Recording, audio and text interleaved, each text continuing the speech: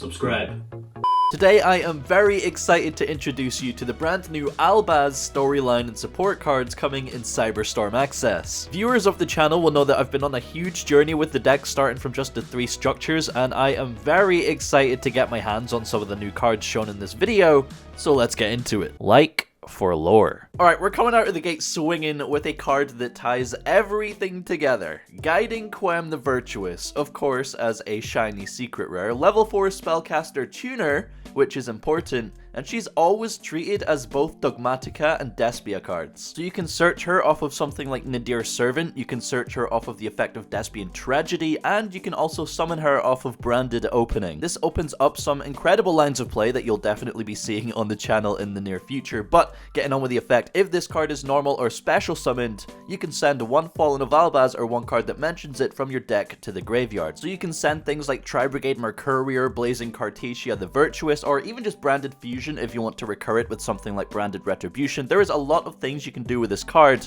and she also has another effect. If a card leaves the extra deck, except during the damage step, you can target one Fallen of Albaz or one monster that mentions it in your graveyard, except Guiding Quem the Virtuous, special summon it. A monster being summoned from the extra deck counts as a monster leaving the extra deck, so you can trigger this by fusing on your opponent's turn, or even synchro summoning on your opponent's turn, or your opponent can trigger it by just using their extra deck. At that point, you're able to summon back Fallen of Albaz if you want to fuse with your opponent's monsters, or you can bring back Tri-Brigade Mercurier for a negate, you can bring back Blazing Cartesia the Virtuous just for an additional fusion summon on your opponent's turn, or you can bring back things like Mirror Jade as well. Card is crazy and I can't wait to get my hands on it, but we have so many other cards to get through today, so let's move on. Despian Luluwa Lilith is also a secret rare in this set, and I love this card, dude. Just look at the artwork, it's so cool. Level 12 synchro monster requiring a level 4 tuner, for example, you know, Blazing Cartesia the Virtuous or Guiding Quem the Virtuous, +1/+ non-tuner monsters. Once per turn, if a card leaves the extra deck, except during the damage step, you can make all monsters you currently control gain 500 attack permanently, in brackets. Then you can negate the effects of one face-up card on the field until the end of this turn. That's any face-up card, not just monsters. So you can hit field spells, continuous traps, literally any face-up card on a field. Really nice effect. You're probably wondering, man, that's pretty good. How do you summon this? Granguignol the Dusk Dragon from Photon Hypernova has the effect where it can special summon a Despia monster from your extra deck.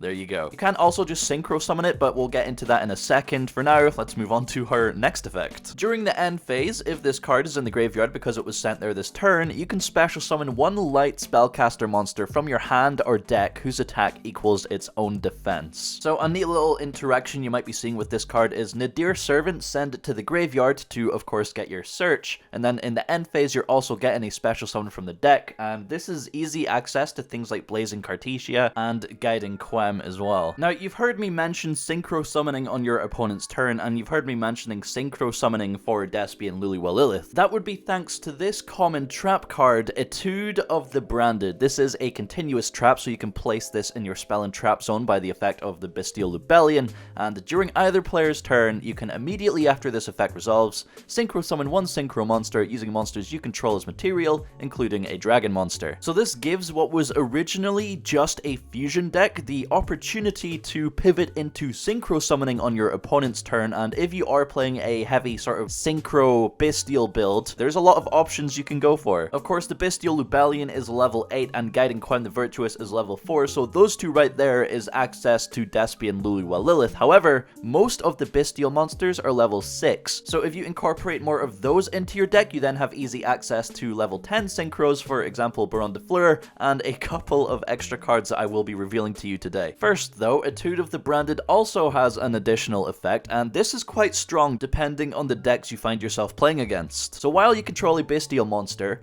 banish any monster that would be sent to your opponent's graveyard as tributes for their ritual summon, or as material for their fusion, synchro, or link summon. Because you are most likely placing this in your spell and trap zone via the effect of the Bestial Lubellion, you are most often than not going to have access to that continuous effect. And that's pretty good. On the topic of bestials and synchro summoning, one of the level 10 options you have in Cyberstorm Access is the new Bestial Dispater. Level 10 synchro, and the artwork on this thing is just insane. Look at that, dude. Of course, this is one of the ultimate boss battles in the Albaz storyline, requiring 1 tuner and 1+ non-tuner dragon monsters specifically. So, you can target one banished light or dark monster, special summon it to your field. When your opponent activates a monster effect, quick effect, you can target a banished card, shuffle it into the deck, then, if you shuffled it into your deck, destroy that monster, or if you shuffled it into your opponent's deck, negate that activated effect. So not only is it extending your plays, it's also interrupting your opponent, and assuming you are playing Bestials and Etude of the Branded, there's always going to be banished cards to shuffle back into the deck on either side of the field. So that is a nice ultra rare card. However, there's also another level 10 synchro monster in this set, not related to the Albaz storyline in any way. However,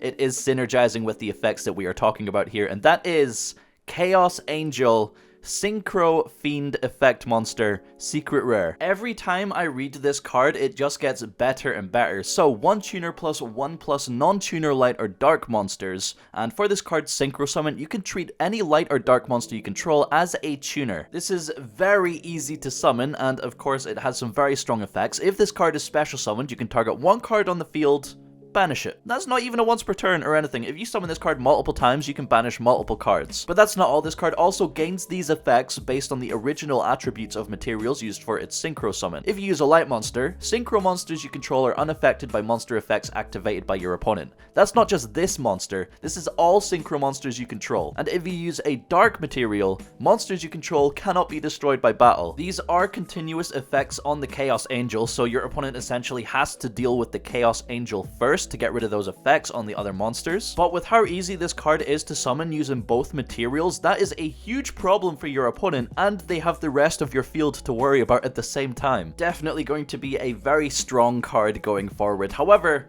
this is the Albaz storyline we're talking about. Let's bring it back to Albaz himself. He gets a new fusion monster in Cyberstorm Access. That is also a secret rare. Albion, the Sanctifier Dragon. Level 8 fusion requiring, of course, Fallen of Albaz plus any light spellcaster monster. Cannot be used as fusion material, pretty good. Your opponent cannot target this card with card effects, also pretty good. You can only use each of the following effects once per turn. During your opponent's turn, quick effect, you can target 2 monsters in any graveyards, special summon both monsters, 1 to each field. So this is, of course, quite similar to the branded Expulsion Trap card. However, it does have its own flexibilities outside of branded Expulsion.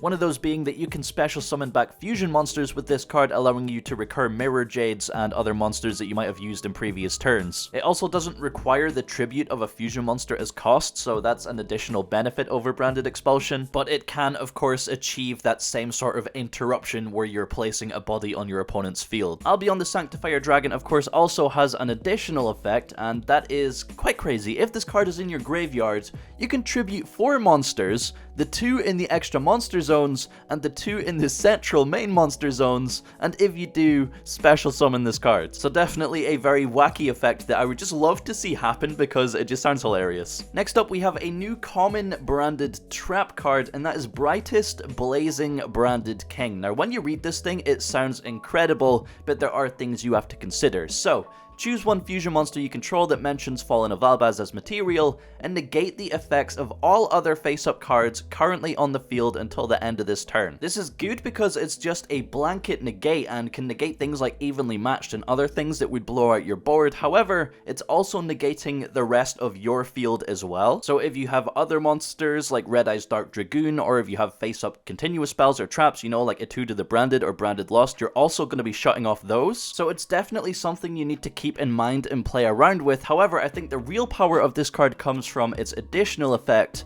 and that is during the end phase, if a fusion monster was sent to your graveyard this turn, you can add this card from the graveyard to your hand. So constantly recycling this card back to your hand sounds incredible. However, I do think you would need to sort of build your deck to suit that purpose. Next up, we have our first super rare in the Bestial Aliber level 4 Dragon Tuner monster. Look at him sitting all smug up there in his throne, dude. But yeah, this card's name becomes Fallen of Albaz while on the field or in the graveyard, and if this card is normal or special summoned, you can discard one card, then target a dragon monster your opponent controls or in their graveyard and activate the appropriate effect. You can send this card to the graveyard, and if you do, take control of that dragon monster on the field until the end phase, or you can send this card to the graveyard, and if you do, special summon that monster from the graveyard to your field. My guy is basically the Dragon King. Very cool, super rare. Now there's one card left for us to go through, and I have saved this one until the very end because we are covering a storyline after all. And that is the common field spell, New Frontier. So if your opponent special summons a Ritual Fusion Synchro Xyz and or Link monster, except you're in the damage step,